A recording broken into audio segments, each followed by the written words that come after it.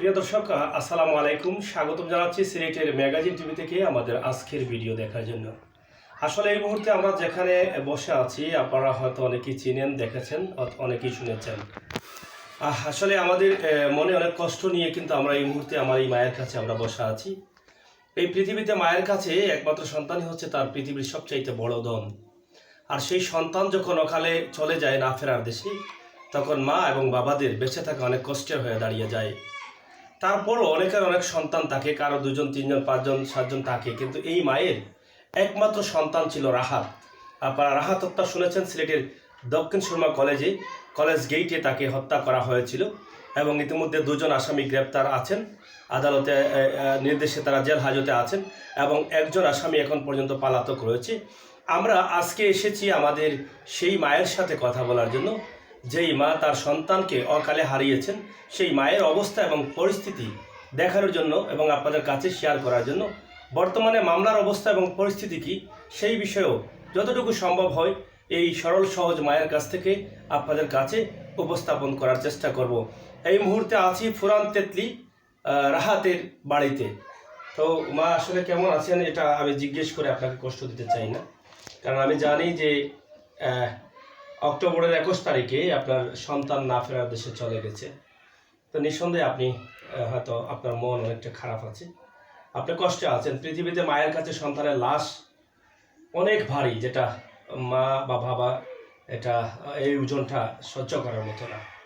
তারপরও আমাদের দর্শক যারা আছেন, যারা আপনাকে দেখেছেন বা দেখছেন 21 অক্টোবরের পর থেকে আজ 9 নভেম্বর পর্যন্ত, তারা আপনার ভালো মন্দ একটু জানতে চায়, মামলার অবস্থা জানতে চায়, তাই আপনার কাছে আমাদের একটু আসা। তো আপনি আসলে মামলার বিষয়ে বা আপনার সন্তানের বিষয়ে কি বলার আছে? আপনার সন্তান যে হত্যা হয়েছিল, সন্তানকে যারা হত্যা করেছিল তাদের সাথে কি পূর্ণ সত্যতা যে ছিল? আমি তো এটা কইতে পারতাম না বাবা, আমার ছেলে নির্দোষ আছিল। তারা আমার ছেলের নির্দোষ পাবে না, আমার ছেলের কাছে কোনো চুরি আছিল বা রাজনৈতিক কোনো দ্বন্দ্ব না, হঠাৎ করে আমার ছেলের কয়েক টাকা মারিয়া আমার ছেলেটার হত্যা করিয়া আজ 20টা দিন ধরে আমার ছেলে আমার কাছে নেই। এই পর্যন্ত তারা তো এখনো দুনিয়ার বুকে আছে, কিন্তু আমার ছেলে তো আমার বুকেই নাই, দুনিয়ার বুকে তো নাই। এখনো পর্যন্ত একটা আসামি পলাতক রয়েছে, ওরে ধরতে পারছেন না।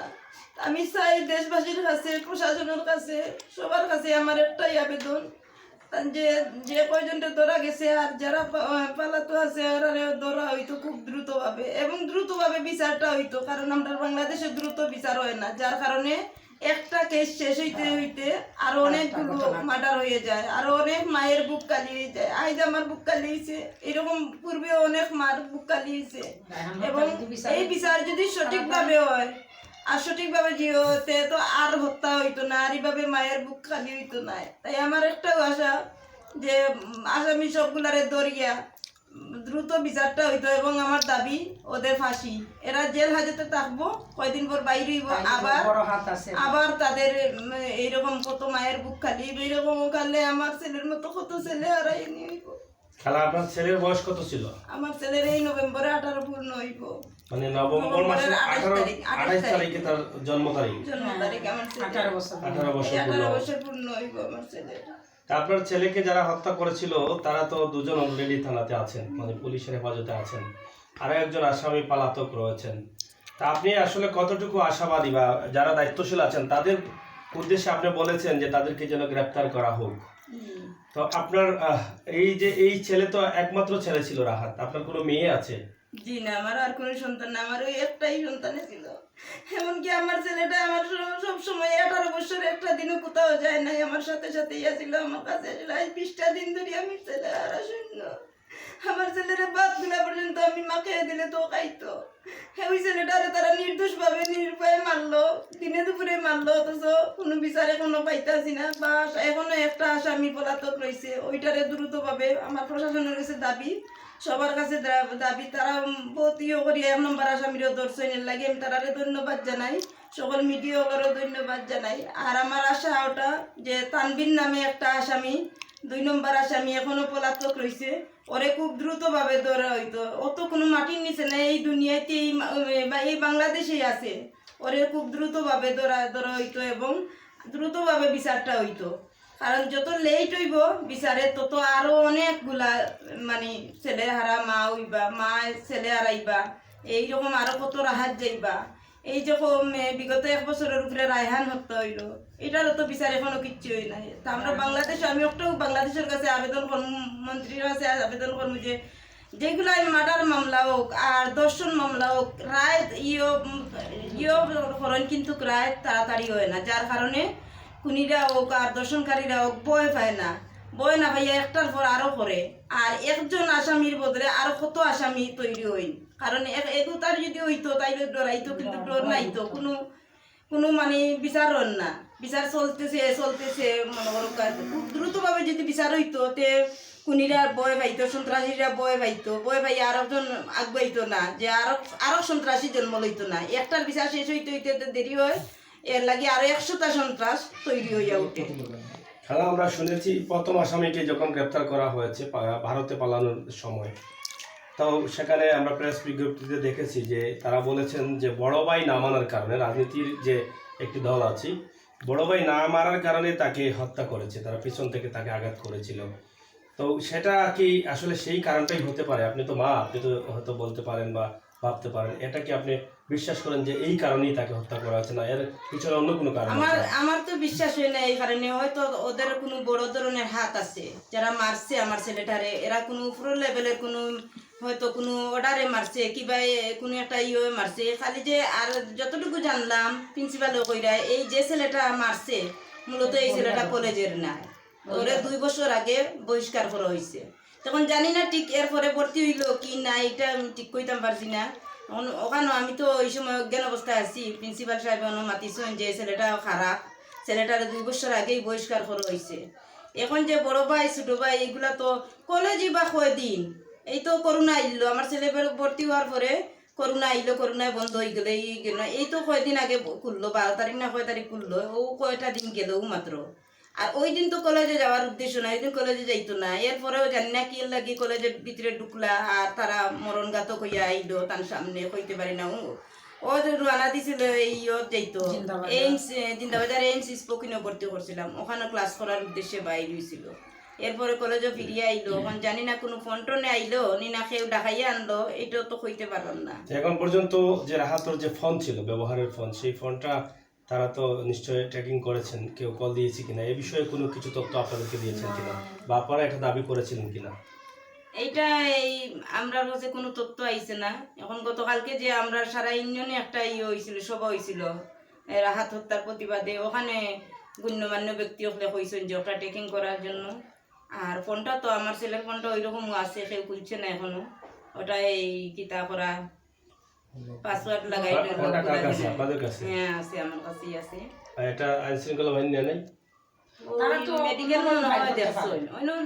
মোবাইল তো নেওয়ার প্রয়োজন পড়ে না, এই কলিশ যদি টেকশন করি না তাহলে তো পাইবি তো, বা যদি মনে করো কল দিয়েও নেয় না, যারা তো মারছে সচক্ষে, এবং আসামি তো এই সাক্ষী দিছে, 1 নম্বর আসামি তো কইছে, তবে হে যতটুকু কইছে ততটুকু সত্য নাই, আরো কিন্তু আছে। বলছে যে ওরে রিমান্ডে নিলে তার লগে যতজন আছে বা তার পিছনে কে আছে, ওই 1 নম্বর আসামিটা যদি রিমান্ড নেওয়া হইতো তাইলে সবকিছু বাইরে হইতো। হে তো নিজের স্বেচ্ছায় জবানবন্দি দিচ্ছে 164, কিন্তু এইটা কিন্তু সত্যি নাই। তারা কিন্তু রিমান্ডে নিলে আরো অনেক কিছু বাইরে হইতো, কারণ হে তো মূলত আমার ছেলেরে গাওয়াইছে, তানবীর আছিল, সানি আছিল, আর এই সাদিয়ে গাওয়াইছে, আর আরো কয়েকটা ছেলে আছিল। যে সময় আমার আরেকটা ছেলে তো আমার ছেলের সাথে আছে, ওরা গিয়া তো দেখছে যে কয়েকজনে আরো 6-7 জনের সাথে ওরা দোলাদলি করতেছে, কলেজের ভিতরে বসা ছিল, মানে ইয়ে করে ওই মস্তনে ওরা উঠে আইছে, আইয়া যে আমার ছেলের আগে আওয়ার আগেই তারা আগবাড়িয়া দাঁড়াইতেছে, এইটা আমার ছেলেরা কইতে পারে নাই, হঠাৎ করে মারিয়া আবার হুন্ডারে ফলাইয়া গেছে গিয়া। আপনি কি মনে করছেন যে অন্য কোনো কারণে? তো অন্য কোনো কারণ কি কারণে হতে পারে? আপনাদের সাথে কোনো শত্রুতা বা এই ধরনের কোনো মানে কি কারণে হতে পারে? ওই জুনিয়র সিনিয়রও হইতে পারে, তো আমার ওটাও হইল গিয়া, আর অন্য ফ্যামিলিগত কোনো শত্রুতা নাই, আমরা কোনো ইয়ে নাই, তারে তো আমরা চিনি না, হে তো হইল গিয়া শিলামর, ওইটাই হইতে পারে। আর এত কিছু বকাটে ছেলে আসিল, এটা তো প্রিন্সিপাল সাহেব হয়েছেন, হয়তো কোনো বকাটেগিরি করতে মনে হয় বাধা দিছে বা প্রতিবাদ করছে, এর জন্য মনে হয় একটা রিস্যু হইতে পারে, জানি না কোন কারণে হে তো নিজেই স্বীকার আইছে যে জুনিয়র সিনিয়র নিয়া। এখন আসামি যে তিনজনকে করা হয়েছে, আপনি কি মনে করছেন এই তিনজনই আসামি, না এর বাইরে আপনার আর কোনো আসামি আছে বলে আপনি মনে করছেন? যেটা আপনি একটু আগে বললেন যে এই ছেলেরা এখানে অনেক সময় বসে গল্প করেছে, আরো ছেলেরা ছিল, তো সে বিষয়ে আপনার কি বক্তব্য? এদের সাথে শুধু এই তিনজন নাই, ওদের সাথে আরো 6-7 জন আছে। এমনকি আমার ওই দ্বিতীয় ছেলেটা বলছে যে তারারে দেখিয়া আর একটা ছেলে হাসাহাসি করছিল। তখন বুঝা মানে ওটাই মনে করছে যে তুমি তাই তো আইসো আজকে তোমার কারণে এটা কে জীবন বলেছিল? বাঁচিয়ে। দ্বিতীয় ছেলেকে? এই যে আমার দেবরের ছেলে, আমার হ্যাঁ। ওরা দুইজন ছোটবেলা তো একসাথেই বড় হইছে, এক ফ্যামিলিতে, আমরা জয়েন্ট ফ্যামিলি আছিলাম, ওরা একসাথেই বড় হইছে। এখন মনে ওর পয়েন্ট বসেতে গিয়া একজন মদনও ভর্তি হয়েছেন আর একজন দক্ষিণ সুরমা কলেজ। আমার ছেলে এই পলিটেকনিক্যাল কলেজে পয়েন্টে গিয়া পাইছে, কিন্তু আমি ভর্তি করছি না, ওই পলিটেকনিক্যালও মাইরই তো। আর এটা আমার বাড়ির পাশে আছে, কিন্তু এই বাড়ির পাশে যে আমার গাতো কইয়া আমার ছেলের প্রাণ নিব আমি এটা আশা করছিলাম না। আজ ওখানে আমি যে বয় আমি পলিটেকনিক্যাল ভর্তি করলাম না, ওই ওখানে 2 দিন পরে পরে উনি মাইরো এই দলাদলি লইয়া, এই আওয়ামী লীগ বিএনপি লইয়া এইসব নিয়া হয়। বাবা খান নাই আমার ঘরের পাশে, হ্যাঁ ভয় পাইতাম এটাই নিয়া। কারণ আমি একবার কলেজে ওইরকম দেখছি যে এই ক্লাসের ভিতরে 2 দলে বিএনপি আওয়ামী লীগে মাইল লাগে, আমার এটা ভয় লাগতো। আমি নিজেই যে সময় লেখাপড়া করতাম ওই সময় ক্লাসও এটি প্রিন্সিপাল থাকা সত্ত্বে, প্রফেসর থাকা সত্ত্বে ক্লাসও মাইল লাগছে। তখন তোকে আমি ওটাও ডরাইতাম। এর জন্য আমি পলিটেকনিক্যাল শুনতাম যে মাইরও 2 দিন পরে পরে। এই তারা যে সময় ভর্তি হয় ওই সময় কিছুদিন আগে পলিটেকনিক্যাল মাইরিয়া বন্ধ আছে, বিগত কয়েকদিন খোঁজ করলে পাইতে পারেন। এই জন্য আমি আর ওইখানে ভর্তি করছি না। আমার ছেলে পাইছিল ওখানে চান্স, পরে আমার ছেলে পাইলা দক্ষিণ সীমার চান্স, আমি ওখানে ভর্তি করলাম করি। এই যে আমার ছেলে। আমরা আরেকটু বিষয় জানতে চাই, আমার রাহাতের যে আব্বা আছেন তিনি কতদিন থেকে প্রবাসে আছেন এবং লাস্ট কতদিন আগে দেখা হয়েছিল রাহাতের সাথে ওনার? উনি তো প্রায় 3 বছর হয়ে গেছে। এই আগের দিন রাত্রেও ফোনে তার সাথে কথা হয়েছে, তার সাথে জিজ্ঞাসা করছে যে বুধবারে রাতে হয়েছে। তার বাপে তো খালি ওইটা না হইলেও তো রাত্রে একবার তো আমার ছেলের সাথে কথা কইতে পারতাম। এখন তো আর কোনো কথা হইবার নাই। 3টা বছর হয়েছে, 3 বছরের উপরে উনি গেছেন। এসএসসি পরীক্ষার আগে গেছিলেন। যাই হোক, প্রিয় দর্শক, মা এবং বাবাকে সান্ত্বনা দেওয়ার মতো ভাষা আমাদের নেই। আল্লাহ তাআলা যদি রহমতি ছায়া দিয়ে তাদের ভিতরে শান্তি দান করেন তাহলে হয়তো আল্লাহ তাআলাই পারেন।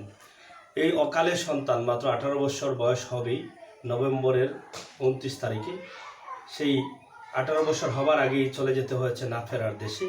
এরকম অকাল মৃত্যু কেউ কামনা করেন নাই। বিশেষ করে মা বাবার কাছে সন্তান কখনো চলে যাক মা বাবার আগে, সেটা মা বাবার জন্য অনেক কষ্টের, অনেক কঠিন। তারপরও হয়তো যদি আরও 2-4টা সন্তান থাকতো তাহলে হয়তো মায়েকে সান্ত্বনা দিতে পারতেন। কিন্তু মায়ের তো আর কোনো ছেলে নেই, মেয়েও নেই। এই পরিবারে একমাত্র রাহাতই ছিলেন তাদের সন্তান, তাদেরই বেঁচে থাকার আশা, তাদেরই স্বপ্ন, সব কিছু ছিল রাহাত। আর সেই রাহাতকে যখন পলিটেকনিক্যাল কলেজে ভর্তি করেন নাই উনি ভয়ে, যে এখানে মারামারি হয় বা বিভিন্ন ধরনের যে কথাগুলো বলেছেন, সেই জন্য কিন্তু বাড়ির পাশে দক্ষিণ সুরমা যে কলেজটি আছে সেখানে ভর্তি করেছিলেন। কিন্তু সিলেটি ভাষায় একটা কথা আছে, ডাকাইতর গাঁটও নাও ডুবে না। কিন্তু এই যে বিষয়গুলো আপনারা দেখেন, যেটা ভয় ছিল ওনার মনে, মায়ের মনে, সেই ভয়টি কিন্তু আজ বাস্তবে রূপ নিয়েছে। তো মায়ের এখন একটি দাবি যে সত্য বিচারটা যেন তিনি পান এবং বিচারটা যেন দ্রুত হয়। আর একজন আসামি এখনও পলাতক রয়েছে, সেই আসামিকে যেন দ্রুত গ্রেপ্তার করা হয়। তা আমরা এই বিষয়গুলো আজকে জানার জন্য, মায়ের কথা শোনানোর জন্য আপনাদের কাছে এসেছি। অবশ্যই আপনারা তাদের জন্য দোয়া করবেন। আল্লাহ তাআলা যেন তাদের ভিতরে রহমত এবং বরকত এবং ধৈর্য ধরার তৌফিক দান করেন। তো এখানে আছেন আরেকজন, রাহাতের খালা। যেদিন রাহাত হত্যা হয় সেদিন দেখা হয়েছিল, শেষ মুহূর্তে রাহাতের সাথে কিভাবে দেখা হয়েছে সেই বিষয়গুলো আমরা একটু ওনার কাছ থেকে জানবো। তো আপনি কয় নম্বর মানে খালা রাহাতের? 6 নম্বর। আপনারা কয়জন বোন? আমরা 7 বোন। 7 বোন। তো রাহাতের আম্মা কয় নম্বর? 6 নম্বর, আমি 5 নম্বর। 6 নম্বর, আপনি 5 নম্বর। তো আমরা শুনলাম যে যেদিন রাহাত হত্যা হয় সেই দিন আপনার সাথে কিছুক্ষণ আগে দেখা হয়েছিল, কোন জায়গায় এবং কিভাবে দেখা হয়েছিল? আমি ওদের বাড়িতে আসছিলাম এক দরকারে, তো বলতেছে কালাম্মা আমি একটু পরে আমারে নিয়ে দিমুনে লিভ দিমুনে, আমি তো কলেজে যাবো এখন। তা আমারে নিয়ে যখন 11:30 বাজে বাড়ি থেকে বাইর হয়, তখন যাইতে যাইতে যখন চণ্ডীপুলের মোড় ঘুরে তখন সিএনজি থেকে 4-5টা ছেলে ওরে এইভাবে আদি ডাকছে, তো বলতেছে আমার খালারে দিয়ে আসি, খালারে দিয়ে আসি। তখন আপনি কি মোটরসাইকেলে ছিলেন? হ্যাঁ, আমরা মানে রাহাতের মোটরসাইকেল ছিল? তারা হাতে সিএনজি থেকে মোটরসাইকেল ছেলেরা ডাকছে? ছেলেরা ডাকছে। হ্যাঁ। সিএনজিটা যাচ্ছে কিন্তু শিলামের ওদিকে, আর আমরা যাই এই হুমায়ুন চত্বরের আচ্ছা দিকে। আচ্ছা। তখন হুমায়ুন চত্বরের দিকে গিয়া ওই শিব বাড়ি আমার বোনের বাড়ি নামাইয়া দিয়ে আমারে চান্দাই নামাইয়া দিয়া বলতেছে আমি খালাম্মা যাই, আমার বড় খালারে আমার বড় বোনরে সালামালকে দিয়ে বলে খালাম আমি চলে যাই, আমার কলেজ আছে। আমার খালা বলে কিছু খাইয়া যা, কিছু খাইয়া যা, ওরে 1 গ্লাস দুধ বানাই দিচ্ছে, ওই লাস্ট খানি তার দুধ। সকালবেলা মার 1/2 কাপ চা খাইয়া গেছে মা, বা প্যান্ট পরের আরো চা খাইয়া ও লাস্ট দুধ খায়। আমার খালা বইনে তাড়াতাড়ি বানাইয়া দিয়ে এখন দর বাবা খা এই বিস্কুটগুলো নিচ্ছে না, এত ফোন আসতেছে। তো বলতেছে তারপরে ফোন আসতেছে? হ্যাঁ ফোন আসতেছে, বলতে আসতেছি। এর মধ্যে 2বার তার স্বাস্থ্য বাইরে ফোন গেছে, যে হে যখন অন্যরা ফোন দিছে তখন স্বাস্থ্য বাইরে বলছে তুই আয় আমরা জিন্দাবাজার চলে যাব, কথা ছিল টেলিবাজার আয় আমরা জিন্দাবাজার যাম, কলেজ আর ঢুকবো না। তখন ও আমারে বলতেছে, আমি কই কে ফোন দেয় রে, কয় কে ফোন দিচ্ছে আমার কলেজের বন্ধুরা, কলেজে যেতাম, আমি কলেজে আজকে যাইতাম না, আমার বাইরে ডাকছি আমরা চলে যাবো জিন্দাবাজার। আমাকে আচ্ছা খাইয়া যাই, খাওয়ার পরে আসছে। অর্ধেক কথা দেখছে আর বোন আমার সাথে দেখা করার জন্য ওই বাড়িতে যাচ্ছে, ওনারে বলতেছে, ওনারে সালামালকি দিয়ে এত ভালো ছিল আমার বোনের ছেলেটা, ওনারে আবার হুন্ডারে তুলিয়ে নিয়ে আমার ওই বোনের বাড়ি দিয়ে আসি, সবাই বলে কইয়া চলে আসছে। চলে আসার 15 মিনিট হয়েছে, শুধু চণ্ডীপুলের মোড়ে আইয়াও তার স্বাস্থ্য বাইরে নিছে, নিয়া বলছে আমরা চল জিন্দাবাজার চলে যাই। তখন কে পিছন থেকে ডাক দিছে ফোনে যে আয় আমরাও যাব না, কিসের জন্য, কলেজের ভিতরে ঢুকছে। কলেজের ভিতরে ঢুকার পরে এই ঘটনা ঘটে। 5-7 মিনিট পরে আমার আরেক বইনে ফোন দিচ্ছেন, দেখ রাহাতের কী হয়েছে। আমি মনে করছি দুষ্টামি করতেছে, 5 মিনিট হয় না আমার এখান থেকে গেল, কী হইল। আমি বলছি যা তোমরা বাড়িতে নেওয়ার জন্য আমার এরকম করায় না, বলে না গো তুমি দেখো রাহাতর বলে কি তো হইতেছে। ও আমি তাড়াতাড়ি, ও আমার বোন, আমরা তাড়াতাড়ি একটা সিনজি নিয়ে কলেজে আসি দেখি রক্ত এই পুরা ভরাই, আর মানুষে দৌড়াদৌড়ি করতেছে। এই সময় কি রাহাত ছিল এখানে? রাহাত নাই, রাহাতরে নিয়ে যাচ্ছে মানে আপনার এই পাশে যখন ওই লামা বাজারের ব্রিজের এই পাশে সেলফি ব্রিজের এই পাশে জাম লাগি গেছে, ওখানে তারা আটকা, ওখানে তার দম গেছে। আচ্ছা আচ্ছা। তখন আমি গিয়ে বলছি আচ্ছা এখানে কি হয়েছে, ওরা বলতেছে এখানে একটা ছেলেরে একটা ছোট ছেলে বলছে, আর বড় ছেলেগুলো কিছু বলতেছে না, খালি মুখ সরায়। তখন আমি বলছি যে কিছু মনে হয় খারাপ ঘটনা আছে। আমি বলছি বাবা এখানে কি হয়েছে, বলে একটা ছেলে ফারাইয়া মারি ফেলাইছে। তখন দেখছি পুলিশ। আমি বলছি আমার রাহাত আইছে, খার হয়েছে বা খারে ফারাইছে বা কে ফারাইছে বা রাহাত নেই রাহাতে। তো কইছে আপনি কে আরো 2-3টা পুলিশ বলছে গার্জেন পাইছি রাহাতে। তখন আমি বলছি কি হয়েছে আমার রাহাত কই। তো বলছে আপনি রাহাতের কি, আমি কই আমি রাহাতের খালা। বলে রাহাতরে নিয়ে উসমানিতে যাচ্ছে, আপনারা তাড়াতাড়ি যান। আমি উসমানিতে গিয়ে দেখি ওই আরেকটা ছেলে এইভাবে হাত দিচ্ছে, ওইটার হাত খাচ্ছে, ওইটার পরানে লড়ে। আমার মাথা হাত দিছে এই যে রাফিরে যখন স্বাস্থ্য বাইটারে মারতে গেছে, তখন ওই আরেকটা ছাত্র এইরকম হাত পাঠায় রাহাতরে মারার গেছে, রাফিরে মারতো। তখন আরেকটা ছাত্র রাফি বলতে রাহাতের সাথে যে ছাত্র ভাই ছিল, সেও কি এই সময় এখানে ছিল? হ্যাঁ সাথে ছিল, এক নম্বরে গেছে একই একই উন্ডার সে টাকা অবস্থা তারা এইরকম খাইতো। মানে রাফি হয়েছে তার একটা ফোন আইছে, ওই সময় এরকম ফোনটা লোর, আর এরই মধ্যে ওরে চাকু দিয়ে মারি দিল কয়েকটা। আচ্ছা। মারিয়া হুন্ডার লইয়া হেও পড়ছে, রাফি ওর পড়ি গেছে। তখন রাফিও কইল যে এই সময় কি মানে রাহাত হুন্ডার ছিল? রাহাতে হুন্ডার ছিল, হুন্ডার খাড়া করিয়া। আচ্ছা। আর ওই সময় খুব মাঝে এই চাকু দিয়ে ফারাই দিছে। আমার সাথে আমার বোন ফুট গেছে, হাতে কিছু ছিল না, এবং যদি জানতো কলেজে গন্ডগোল হইব বা কোনো দোষের বিভাগ, তাইলে যাইতে আমার কাছে বলতো না। এবং আমি যাওয়ার সত্ত্বে বলতো যে খালাম্মা আমার মনে হয় কোনো সমস্যা হইব বা, তাও আমার বোন ফুট জানে না। 15 মিনিট আগেও আমার বোন ফুট জানে না তার যে আজকে লাস্ট দিন হয়ে যাব। কলেজের সামনে স্বাস্থ্য বাইটারে নিয়ে গেছে যে আর একটা বন্ধুর লগে দেখা করি চলে যাইব, ওই এমন সময় ওরা অ্যাটাক করছে। এখানে রাফিও আহত হচ্ছে।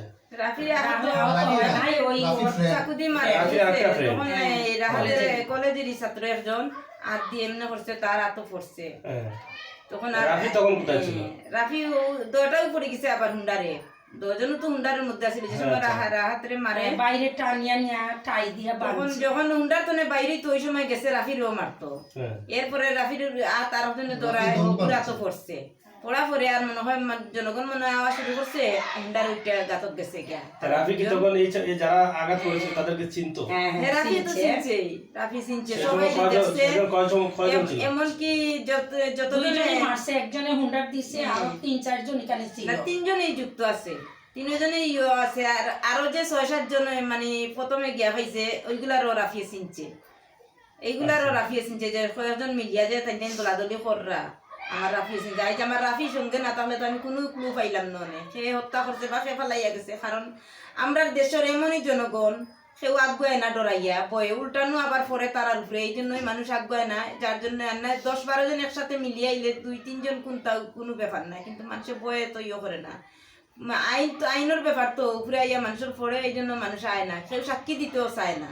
যাই হোক, আমার আর একটা ছেলের সাথে তাকায় আমি আজ পাইছি আসামিকে বা সন্ত্রাসের ইয়ে পাইছি, বা আরো কয়েকজনে যে দোলাদলি করছেন তারারও আমার ছেলে ওইটাই চিনছে। রাফি চাচাতো ভাই। যাই হোক প্রিয় দর্শক, আমরা অনেক কথা শুনলাম রাহাত কিভাবে হত্যা হয়েছিল, রাহাত যেদিন ঘর থেকে বের হয়েছে এবং তার শেষ দেখা হয়েছিল তার খালাদের সাথে, এবং খালার বাসা থেকে সে দুধ পান করে এসেছিল, এটাই ছিল তার জীবনের শেষ পান করে। সেটা কিন্তু তাদের হয়তো স্মৃতি হয়ে থাকবে সারা জীবন।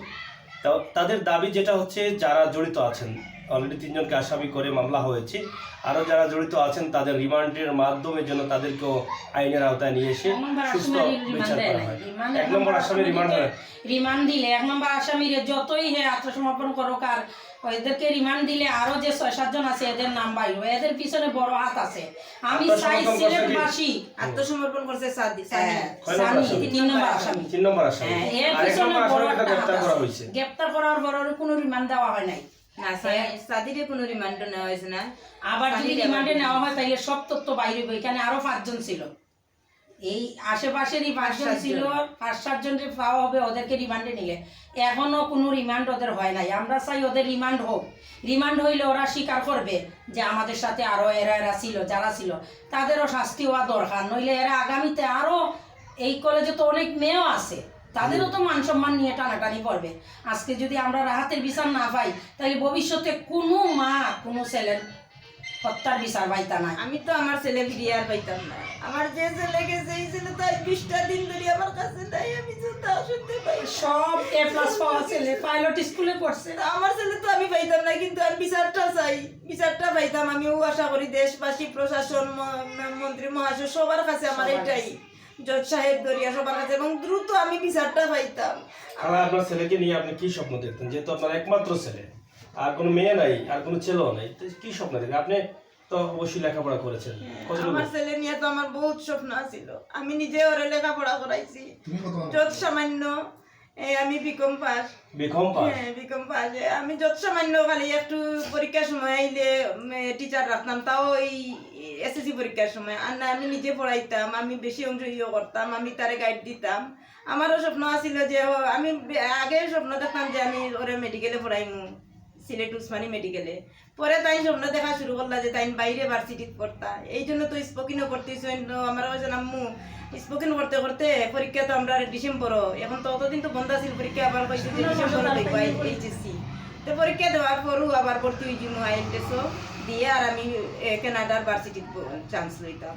ওটাই স্বপ্ন আছিল। আরো কত স্বপ্ন ছিল। আমারও পরে স্বপ্ন হয়েছে যে বাইরে পাঠিয়ে দিলেই শিক্ষিত। আমার ছেলে তো বিজ্ঞান বিভাগের ছাত্র ছিল, গভর্নমেন্ট পাইলট স্কুলও পড়ছে। ওখান থেকে এসএসসি পাস করিয়া দক্ষিণ শর্মা কলেজে ভর্তি করলাম। ওখানে আমার ছেলের প্রাণ গেল। যাই হোক প্রিয় দর্শক, কথা হচ্ছে একটাই যে আপনি আপনার ছেলেকে বা আপনার বাচ্চাকে স্কুলে বা কলেজে ভর্তি করিয়ে দিচ্ছেন, তার কতটুকু নিরাপত্তা আছে? সেই নিরাপত্তাটা কিন্তু প্রথমত আমরা নিশ্চিত করতে হবে, যে যাতে এরকম আর কোনো দুর্ঘটনা না ঘটে। এবং যারা এই ঘটনার সাথে, নেক্ষারজনক ঘটনার সাথে জড়িত আছেন, তাদেরকে আইনের আওতায় এনে দ্রুত বিচারের দাবি করছেন। তারা বলছেন যে যদি দ্রুত বিচার হয় তাহলে হয়তো বা অন্য সন্ত্রাসী যারা আছে বা অন্য যারা এগুলোতে লিপ্ত আছে, তারা হয়তো ভয় পেয়ে তারা ভালো দিকে চলে আসবে। তো প্রিয় দর্শক, আজকে আমাদের এই ভিডিওটি রাহাতের বাড়ি থেকে, রাহাতের আম্মা এবং খালার সাথে আমরা কথা বলেছি, অনেক জিনিস জেনেছি। কষ্ট একটাই যে অকালে চলে গেল তাদের সেই সন্তান, যেই সন্তানকে দেখেছিলেন স্বপ্ন যে সন্তানকে নিয়ে উচ্চশিক্ষায় শিক্ষিত করে নিজের মা বাবার স্বপ্ন পূরণ করবেন, অন্যদিকে দেশ এবং জাতির কল্যাণে কাজ করবে। সেই স্বপ্নকে তারা বাস্তবায়নের লক্ষ্যে দিনের পর দিন রাতের পর রাত পরিশ্রম করে তারা তাদের বাচ্চাকে লেখাপড়া করিয়েছেন। এখানে শুনেছেন যে রাহাত প্রতিটা ক্লাসই কিন্তু ভালো রেজাল্টে সে পাস করেছিল, সব সার্টিফিকেট তার A+ ছিল। তো সেই স্বপ্ন কিন্তু আজকে ভেঙে চুরমার হয়েছে। এর জন্য দায়ী কারা? আমরা সমাজে যারা আছি তারা, না যারা দুষ্কৃতী, যারা এই ঘটনা ঘটেছে তারা? এই প্রশ্নগুলো যদি আমরা করি তাহলে অবশ্যই আমরা আমাদের বিবেককে জাগিয়ে তুললে ইনশাআল্লাহ এই সমস্ত দুর্নীতি বা এই সমস্ত অপকর্মের সাথে যারা জড়িত আছেন সব কিছু একদিন আমাদের সমাজ থেকে দূরে যাবে। সবাই ভালো থাকুন, সুস্থ থাকুন, নিরাপদে থাকুন, নিরাপদ রাখুন, অন্যায়কারীকে ঘৃণা করুন, অন্যায়ের প্রতিবাদ করুন, আর সব সময় সিলেটের ম্যাগাজিন টিভি এবং সিলেটের লাইভ টিভির সাথে থাকুন। আপনাদের সবাইকে ধন্যবাদ। আল্লাহ হাফেজ।